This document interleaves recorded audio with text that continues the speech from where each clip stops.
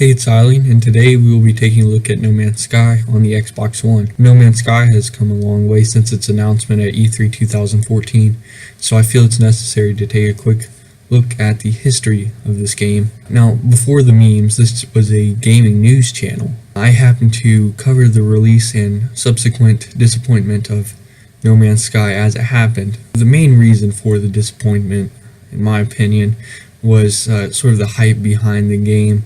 Where you have this underdog development team taking on the massive project of creating an entire universe, and it's certainly enough to get people interested in the game. But the failure itself, I think, was more the marketed as you would explore this vast universe, and the survival aspect of the game, which ended up being much more prominent than the developers let on to. Aside from that, there is an intriguing story to keep players interested, but this ended up being, I think, the biggest reason people hated it, because you would put in hours to days of work with the survival, constantly collecting supplies and doing missions, and then it's a incredibly disappointing ending that I won't go into for spoiler alert reasons. But can No Man's Sky recover after this?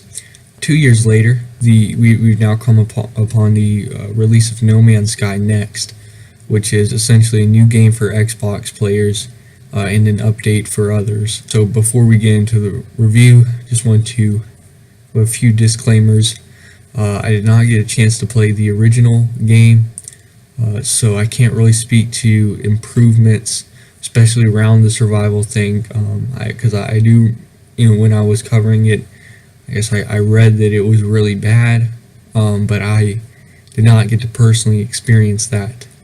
I've also not completed any of the game modes, storylines, any of the 3 storylines on the Xbox. So first, I'll take a look at the story. So it is as intriguing as ever. It's also just as disappointing as ever.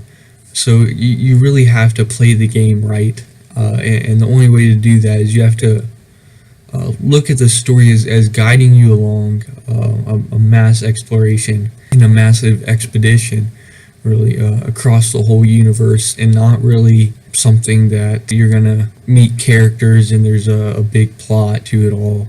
Definitely not one of those things. Yeah, you just, the point of it is to kind of take it all in and experience the whole universe, rather than following a story and following a character. So that's really the only way to enjoy it. There's also a creative mode. If you don't want to, I haven't played yet, but I'd assume you not have to do the survival things. And then there are, I think, at least 3 different difficulties. So if you really do want to be challenged by the survival and probably get a more realistic approach to traveling to several different planets, there are varying difficulties. So now onto the gameplay itself. The game is a little unorthodox, so the controls, of course, are going to be a little unorthodox, but they do work pretty well. There are, of course, some changes from your average FPS game, so but they definitely work once you get used to them. No major complaints there.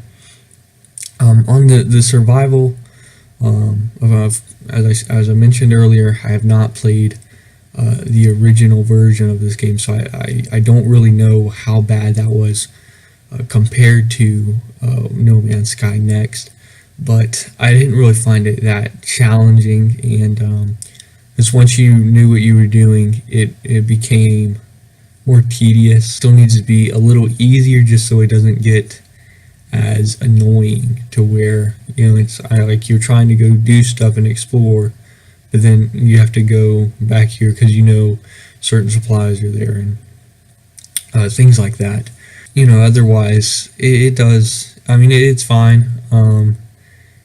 As if you can get a large inventory, like a starship with a large inventory or a freighter, then you can kind of gather up supplies for a while, and it's not going to be something that will really bother you that much. Now, the intriguing story doesn't save some missions from seeming pointless and annoying.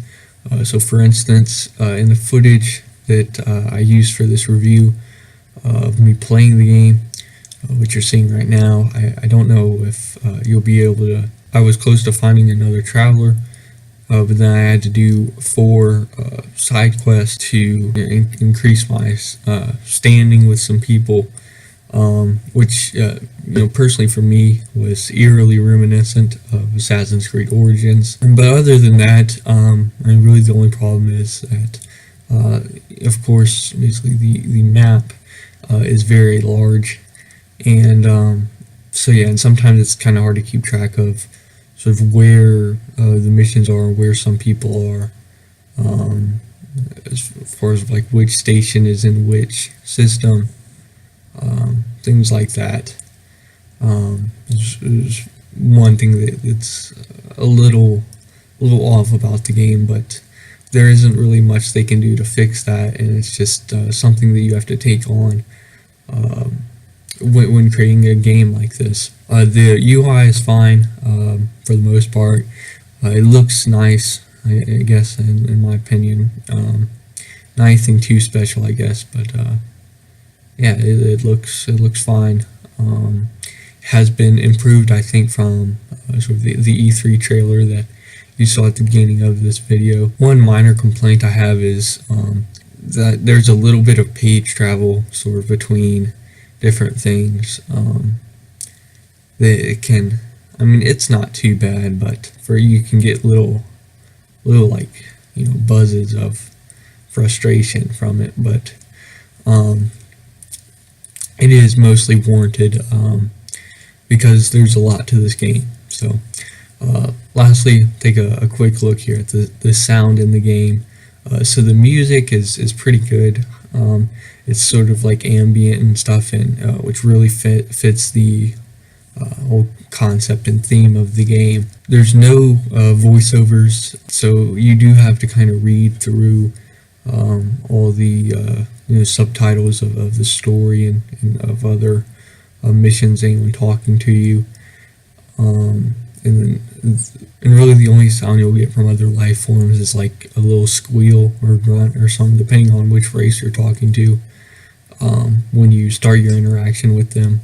The other sound effects, such as the starship launching or footsteps, are fine. They work. It's not something that's too hard.